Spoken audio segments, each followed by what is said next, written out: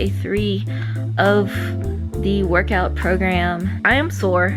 I definitely can feel my muscles breaking down.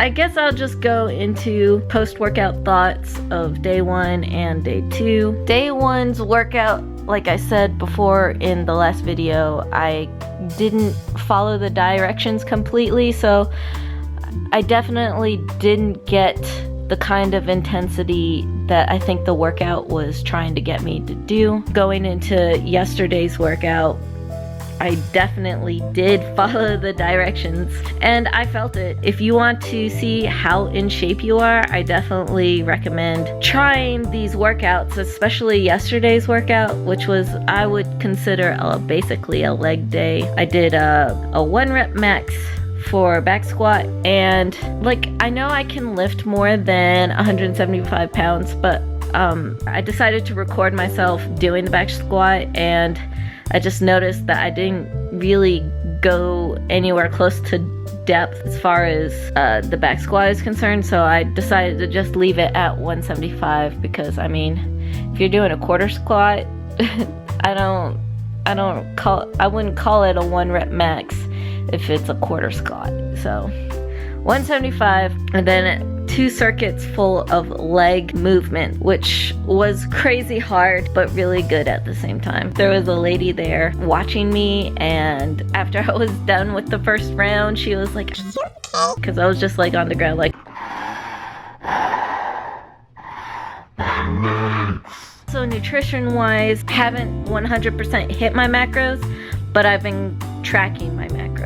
These last 2 days have been way better than what I've been eating for the past month or so. So this morning I started off with some oatmeal, some turkey bacon, and a cup of coffee. So yeah, and that's where I'm at right now. So I'll see you guys at the gym in the next clip. I 100% do not feel like working out today. I am sitting in my car, just waiting for it to warm up, about to head over to the gym. And yeah, I'm like, it's one of those days where I really have to just go. My energy levels aren't at the highest, but I know, looking at how my week is going, that I have to work out today because Friday the girls don't have school, which means I probably won't make it to the gym on Friday. That will just mean I'll have to go Saturday. But if I were to take an off day today, then that means probably Saturday, Sunday I would be working out, which I do not want. Sometimes you just gotta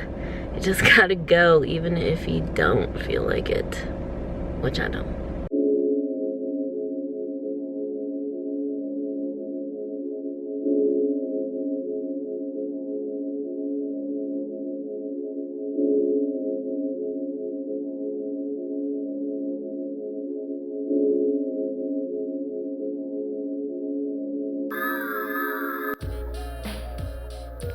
Alright y'all, so this is the 3rd workout of the first week, and I have to say right off the bat, I did not enjoy this workout one bit.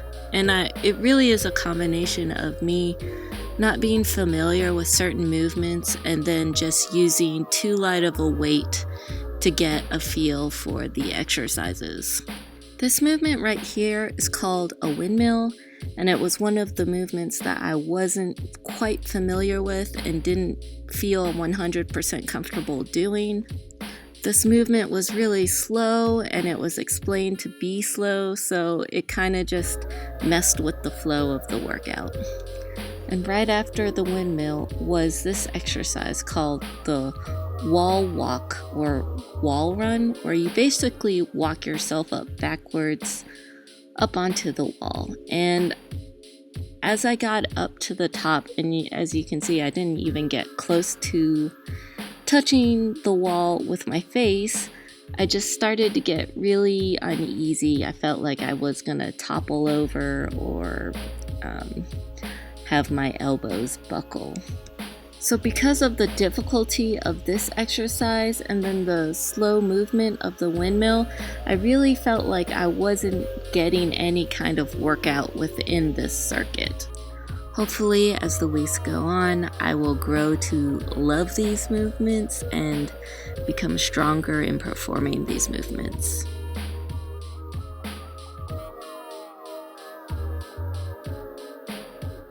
Circuit 2 began with your traditional push-ups, but because of the beginning of this week and the 1 rep max for bench press, I was really feeling sore within my chest muscles. So I decided to go ahead and do the modified version of push-ups on the knees. So the problem for me within the second circuit was that I just chose the wrong weights. I really should have gone heavier and challenged myself more, but because I wasn't sure of how exactly the workout was going to be and how tired I was going to be, I had went with lighter weights. Of course, now that I know where I stand as far as needing weights goes, I will choose heavier. Yeah, so overall, based off of the movements that I wasn't familiar with and then the flow of how the circuits went, I really didn't enjoy this work. I really didn't feel like my heart was pounding at the end of the session, and I don't know if that was just because I wasn't pushing myself hard enough, but the movements kind of prevented me from doing that. So I just got back from the gym. I'm feeling kind of hungry, so I'm gonna eat. I think I'm just gonna eat dinner from last night. And I'm using a new app. I usually use MyFitnessPal to track my macros, but I decided to use this new app I've seen a lot of people online use. It's called like LifeSum or something. LifeSum. But the reason why I started using LifeSum is because you can actually put in your macros and you don't have to pay a premium fee for that. I'm not sure though as far as how accurate the foods are, kind of guesstimating. So last night's dinner was basically top sirloin steak, rice, and an avocado, half an avocado. And the thing is, I think I've mentioned this before, but I don't usually account for the marinades that I marinate the foods in. I know there's calories in that, especially with this one because I use olive oil, but it's like, how much of the sauce did I consume? I don't know. If you guys have experience with that, please let me know what you do. There's probably times where you've marinated something and you have like most of the marinade remaining in the bowl. So how much of that is actually on the chicken or the steak? I don't know. But yeah, that's what I'm gonna have for lunch. Some steak, rice, and avocado.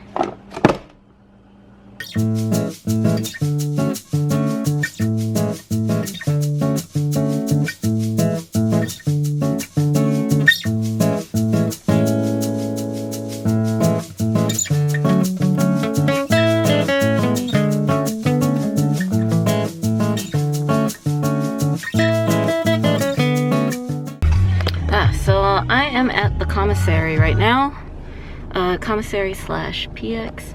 I really want to get a Starbucks, and the Starbucks that I get, I'm pretty sure is like 300 calories. Decisions. But yeah, I want to get some strawberries because I know I'm gonna be craving something sweet. I like satisfying that craving with strawberries, so I'm gonna get some. Yes. So I just got back from the commissary and I wanted to share a couple of snacks that I got for myself when I'm trying to eat more healthy and be more macro friendly. Is that the way you say it? Anywho, I was watching Fellow Pineapple, and what I mean by pineapple is the group of girls that did the Find Your Happy challenge with Nikki Blackketter. Courtney did a review, or she did her monthly favorites, and she had talked about these cake bites by Dymatize. I can't say it. No, not by Dymatize. I can't even say it. This is by Optimum Nutrition. Also difficult to say. But she had talked about these cake bites and she raved about them so much, I decided to go ahead and purchase them. The macros on these aren't too bad. I mean, 230 calories, 7 grams of fat, 22 grams of carbs, 20 grams of protein. Not bad. So I went ahead and picked these up. You know, Courtney said in her video that I think the birthday cake was her favorite, and the girl at the store, because I bought it at GNC, the girl at GNC said that her favorite was birthday cake, and then there was a customer in there looking for a birthday cake and they didn't have any, so I guess it's really good. Although I've tried birthday cake flavor things like protein that I did not like. Because it was just too sweet, but that was a protein. I really don't like my proteins to be sweet. Then I went ahead and picked up some Power Crunch bars. These are my favorite. They're so good. Macros on these are decent as well. 200 calories, 13 grams of fat, 8 grams of carbs, and 14 grams of protein. So I picked up 2 of those. I went ahead and got the strawberries that I said I was gonna get, and man, look how big that is. Oh, it's bigger than my head. This should last me a couple of days. In one sitting, I usually eat 200 grams of strawberries. I also picked up this Cozy Shack brand. They make rice puddings and tapioca puddings. And I used to get the rice puddings all the time, but over time and after eating them, the texture of the rice with the pudding, I just grew to not like it. So I decided to try the tapioca pudding for one little thing like that. It is 1.5 grams of fat, 14 grams of carbs, and 3 grams of protein. Which, you know, I feel like this is a good go-to, because I used to snack on the rice puddings all the time when I didn't feel like eating a rice cake. And I think the rice cakes are like 11 grams of carbs, so 14, that's not too bad. I am gonna go ahead and try these right now. Hopefully they're good. Alright, I already put them in the Lifetime app. I have to say, I have pretty picky tastes. I don't like specific aftertastes, but this is what they look like. There's 3 of them. They smell like protein. All right, here we go.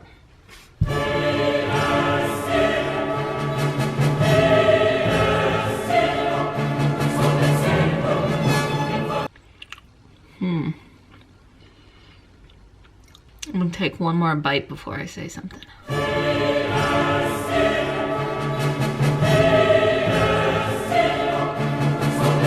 It's pretty good.